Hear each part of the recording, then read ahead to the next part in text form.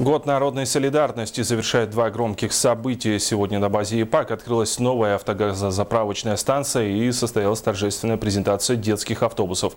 Обо всем подробнее в сюжете Афанасия Николаева. 14 новых детских автобусов на метане и заправочная станция для них. Новая техника не только будет привлечена для перевозки подрастающего поколения, но и отработает во время игр «Дети Азии». Как отметили представители городской думы, сегодняшнее событие стало достойным завершением года народной солидарности.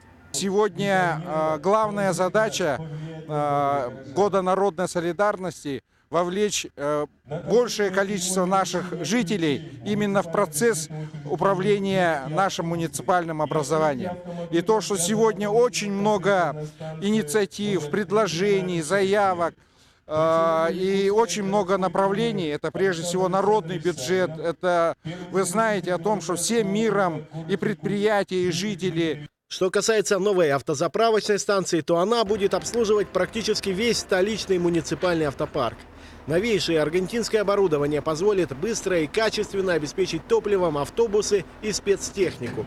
Мало того, учитывая, что АГЗС находится на территории ЯПАК, это значительно сократит нулевой пробег машин. Позволит муниципальному предприятию сократить это расходы только на нулевые пробеги, то, что они выезжали на ГНКС номер 2 и 1, порядка где-то около 3 до 5 миллионов в год. А не считая, здесь идет прямая экономия от дизельного топлива где-то в районе 50%. Это тоже достаточно суммы очень серьезные по году получается. В районе где примерно около 40-50 миллионов. Автобусы ЯПАК начали переходить на сжиженный газ еще в 2009 году. Сейчас на голубом топливе работают 55 столичных автобусов, а также 20 грузовиков в Якутдарстрой и Жилкомсервис. Это не только позволяет сэкономить средства, но и значительно влияет на экологию Якутска. Афанасий Николаев, Василий Слепцов, НВК Саха, Якутск.